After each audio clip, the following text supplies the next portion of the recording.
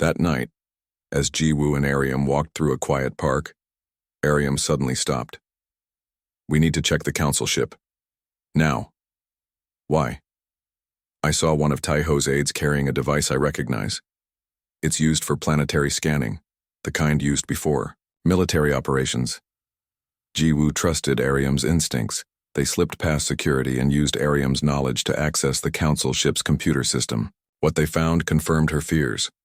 "They're planning to put Earth under permanent quarantine," Jiwoo said, reading the orders. "And they want you arrested for sharing technology with humans." Ariam pointed to another file. "Worse, this is an authorization for a containment field around your solar system. It would prevent any ships from leaving Earth, possibly for centuries." A noise behind them made them turn. 2 council guards stood there with weapons raised.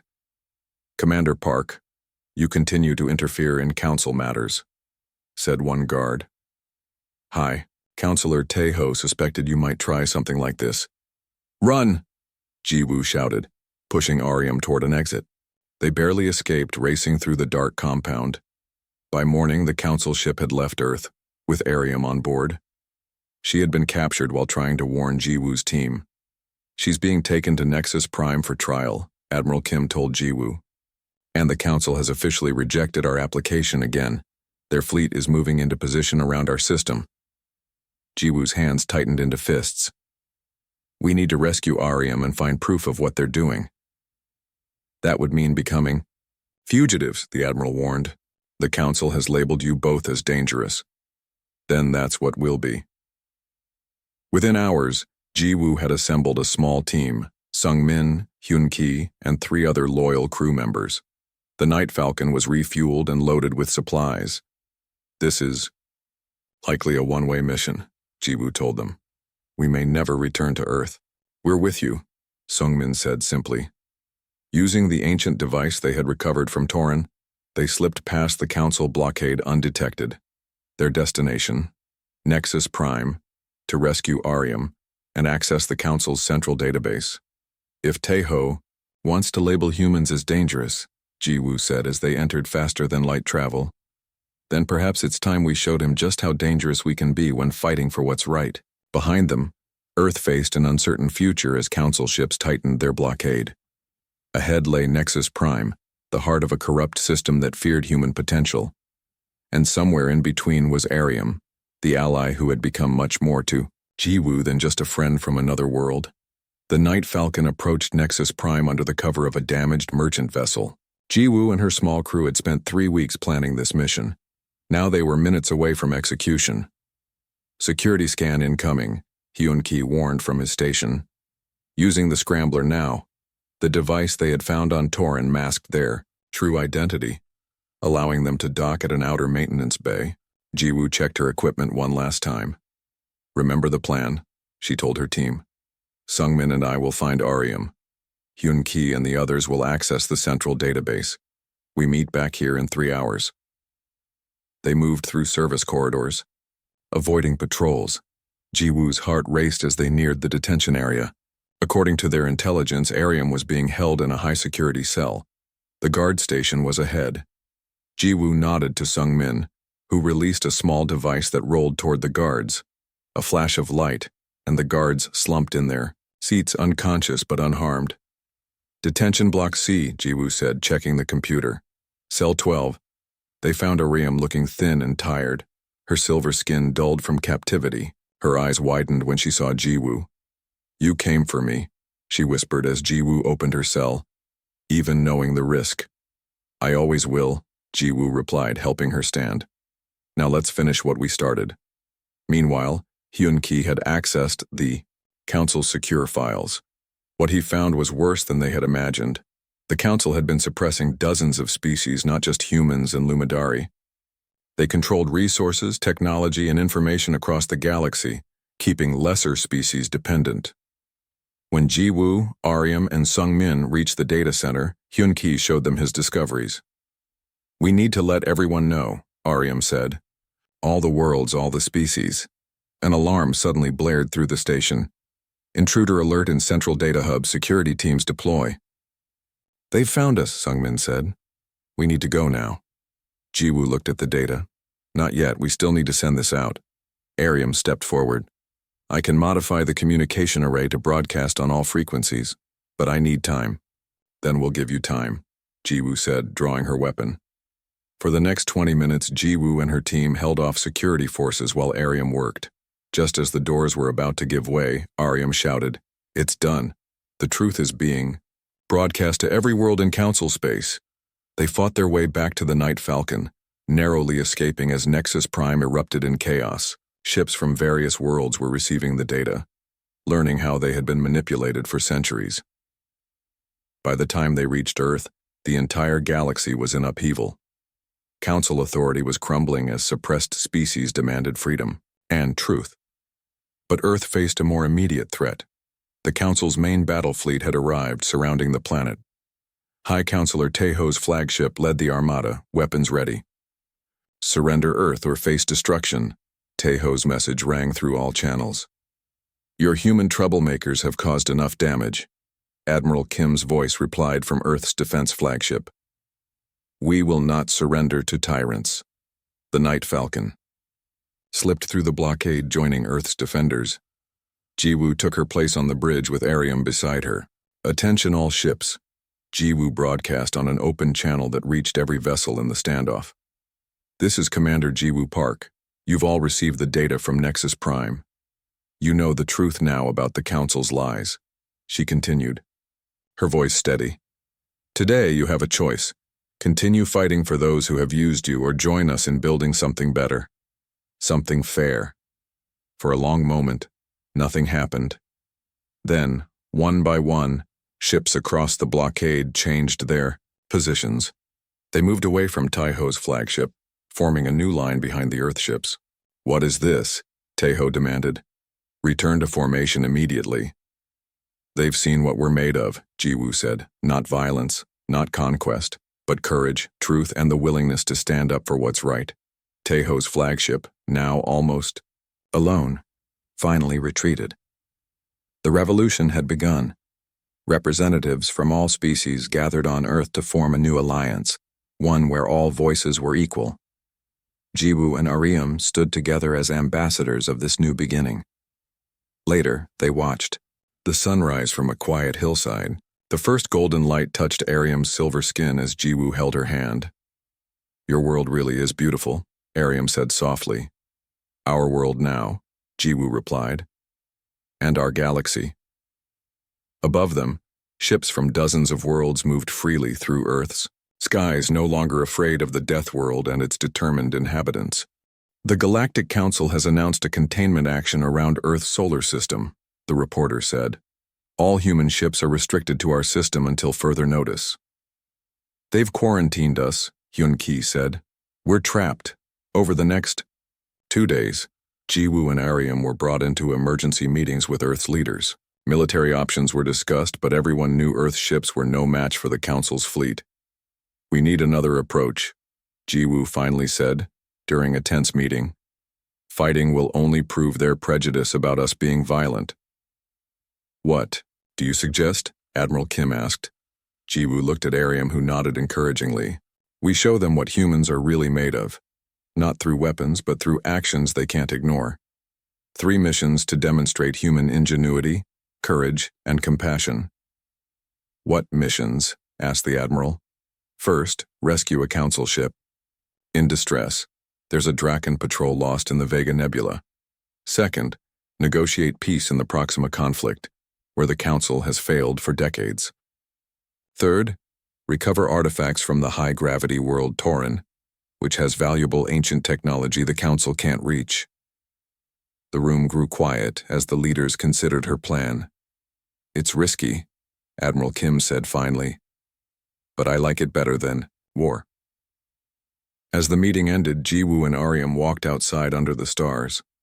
Their hands found each other and held tight. "You're risking everything for this," Ariam said.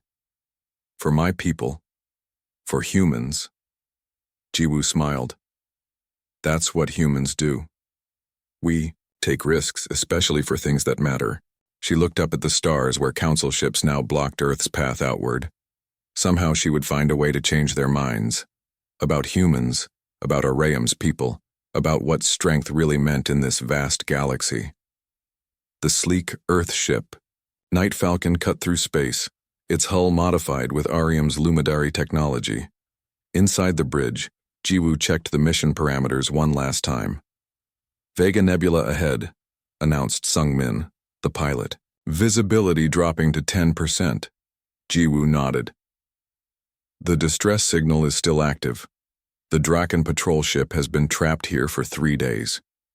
Ariam stood beside her, silver skin reflecting the colorful gases outside. The nebula's radiation is poisonous to Draken biology. Their shields will be failing by now. Why help them?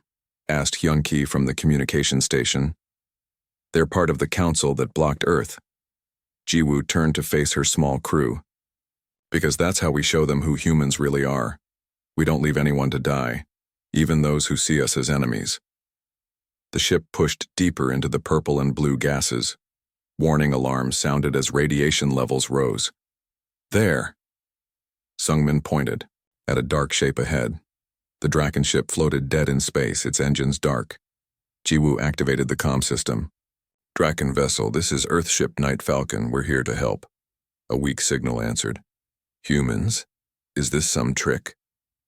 The Draken captain sounded suspicious even through his obvious pain. No trick. Prepare for docking. When the airlock opened, 3 Draken crew members stumbled through. Their scaled skin had turned pale gray from radiation sickness. They looked at the humans with a mixture of fear and confusion. Why would you help us? Asked their captain, a tall Draken with golden eyes. Jiwoo handed him water. Because we could. Your ship can't be saved, but you can. We'll take you to the nearest council outpost. The rescue made news across council space. Jiwoo made sure. The story spread. Humans risking their lives to save council citizens when no one else would attempt the rescue. 2 weeks later, the Night Falcon arrived at Proxima Centauri, where 2 alien species had fought over a small moon for 30 years. The council had given up on peace long ago. The Vish and the Noral have similar values but different ways of showing respect, Ariam explained as they prepared for meetings. The council tried to force them to use formal council protocols, which worked for neither side. Jiwoo smiled. Then we'll try the human way, listening first. For 5 days, Jiwoo and her team met with both sides separately. They ate strange foods, learned local customs, and most importantly, asked questions instead of giving orders. Your council representatives never asked about our harvest rituals, said the Vish leader, surprised by Jiwoo's interest. Or our ancestral songs, added the Noral chief later. On the 6th day, Jiwoo invited both leaders to the Night Falcon for dinner. The humans had prepared a meal with elements from both cultures. Jiwoo had studied their customs and found a surprising connection. Your peoples both honor water as sacred, she told them. You just express it differently. By the end of the night, the 2 leaders were talking directly for the first time in decades. 3 days later, they signed a preliminary peace agreement. Again, Jiwoo made sure the story spread across council space. The final mission was the most dangerous. Planet Tauran had 3 times Earth's gravity, crushing pressure for most species, but merely uncomfortable for humans from a death world. The ancient technology is in a temple at these coordinates, Ariam said as they prepared to land. The council has tried to retrieve it for centuries, but no council species can survive on the surface for more than minutes. Jiwoo, Sungmin, and Hyun-ki wore special suits to help with the pressure. Even so, every step on Tauran felt like carrying another person on their backs. Just another Earth hike, Jiwoo joked as they trudged toward the temple. Inside, they found a small device, no bigger than a hand. Ariam had told them it was a communication technology that worked without the council's networks, something that would give freedom to oppressed species. As they returned to the ship, a council vessel appeared in orbit. Humans, came the transmission. You are trespassing on council territory. Jiwoo smiled as they lifted off the ancient device secure. Tell the council that if they want to talk, we'll be happy to show them what we found. As equals. The missions had succeeded. Earth was proving its worth not through weapons, but through exactly what the Council thought were human weaknesses: compassion, creativity, and courage. And through it all, Jiwoo and Ariam grew closer, their different worlds finding common ground in each other. The Night Falcon returned to Earth as a hero ship. News of the 3 successful missions had spread throughout human territories and even into Council space. Jiwoo and her crew were welcomed with celebrations, but she felt uneasy about the silence from the Galactic Council. They should have responded by now, she told Admiral Kim during the debriefing. We saved their people, helped broker peace, and recovered valuable technology. The Admiral nodded. We've received a message. High Counselor Tae-ho has agreed to meet with Earth representatives. They're sending a diplomatic vessel tomorrow. Jiwoo looked at Ariam, who sat quietly in the corner. What do you think? I'm worried, Ariam admitted. Tae-ho never changes his mind so quickly. The next day, Jiwoo stood with Earth's leaders as the Council ship landed. Tae-ho emerged with 4 other Council members. His forearms were decorated with ceremonial bands, and he smiled at the human delegation. Commander Park, he said, bowing slightly. Your recent missions have been impressive. Perhaps we misjudged humans. The meeting seemed to go well. Tae-ho spoke of reconsidering Earth's application and lifting the blockade.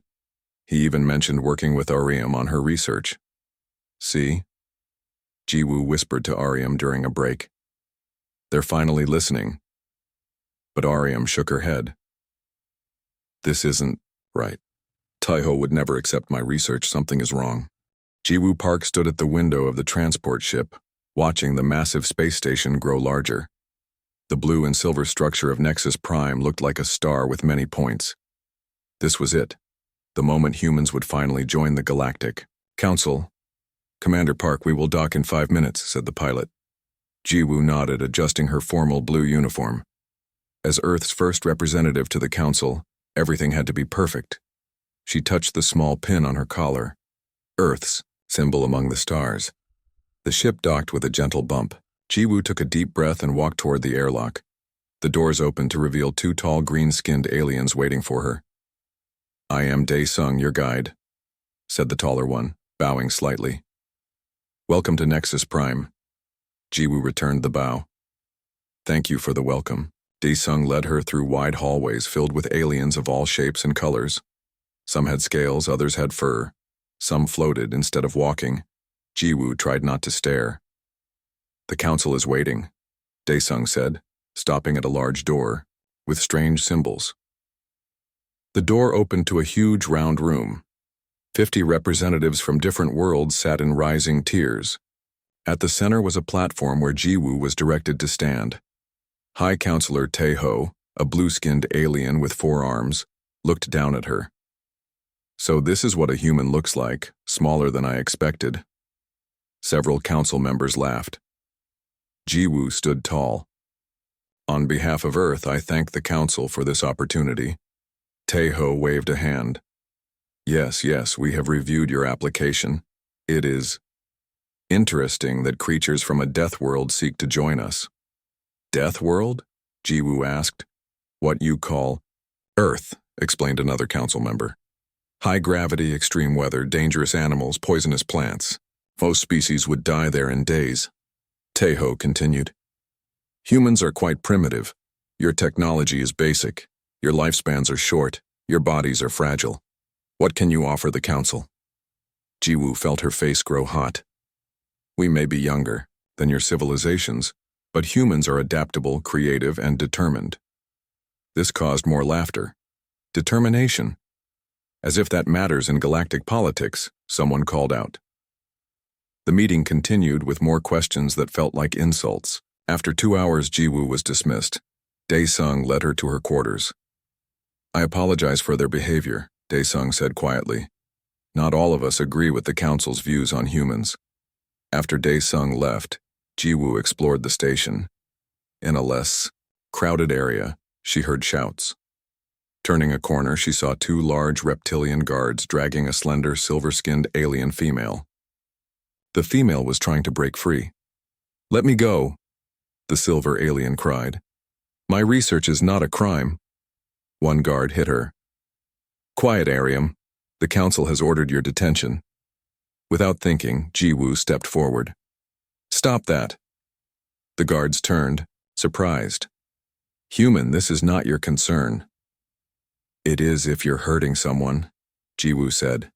She moved closer. Let her go. The guards laughed. What will you do, little human? Jiwoo remembered her military training. When the first guard reached, for her she used his weight against him, flipping him over her shoulder. The second guard charged. Jiwoo ducked under his arm and struck his sensitive neck scales. Both guards fell, gasping. The silver alien looked at Jiwoo with wide purple eyes. You helped me. Why? It seemed like the right thing to do, Jiwoo said, helping her up. I'm Jiwoo Park from Earth. I am Ariam. Thank you, Earth human Jiwoo. Ariam's voice was musical. But we must hurry. More guards will come. They ran through back corridors until they reached a small room filled with strange devices. My research lab, Ariam explained. The council wants my work on ancient technology. They fear it will disturb their power. Before Jiwoo could respond, the door burst open. High Counselor Taeho stood there with 6 guards. Commander Park, he said coldly, you have attacked council guards and helped a criminal. This proves humans are too violent and unpredictable for galactic society. She was being beaten for her research, Jiwoo protested. Taeho's eyes narrowed. You will return to Earth immediately. Your application is denied. Humans are not welcome. Here. As the guards surrounded them, Jiwoo and Ariam exchanged looks. This wasn't over. Somehow they would have to change the council's mind about humans and save Ariam's people from whatever control the council held over them. The fight had just begun. The shuttle carrying Jiwoo back to Earth landed at the Seoul Space Command, center. Rain poured down as she walked across the landing pad, matching her dark mood. 3 weeks of preparation, years of humanity's efforts to join the Galactic Council, all ruined in a single day. Admiral Kim waited for her inside. His face was serious. Commander Park, your report said you were expelled for helping an alien researcher. Tell me more, he said, leading her to a private room. Jiwoo sighed. The council looks down on us, sir. They call Earth a death world and think we're primitive and violent. When I saw them mistreating Ariam, I couldn't stand by. And this Ariam, where is she now? Jiwoo looked down. Still there? I tried to help her, but the Admiral raised an eyebrow. Are you sure about that? He pressed a button and a side. Door opened.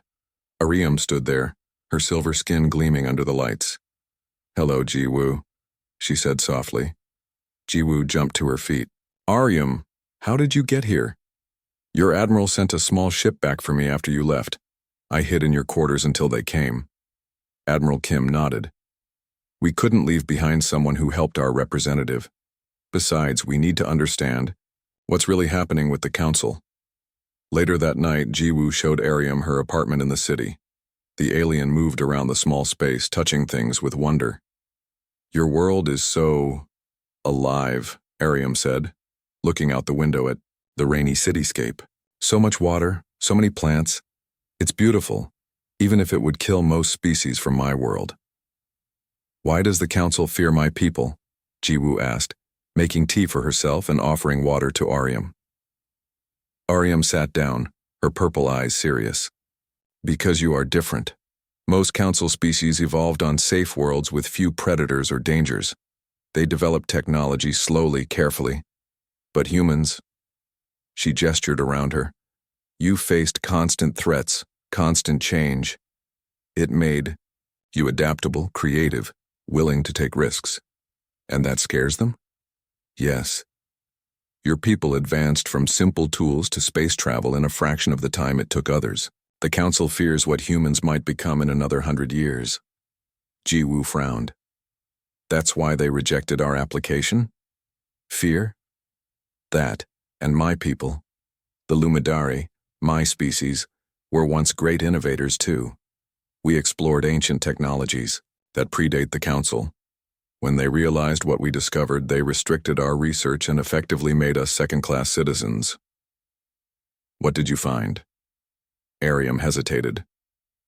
Technology that could change power structures, make energy freely available, allow instant communication across the galaxy without the Council's networks.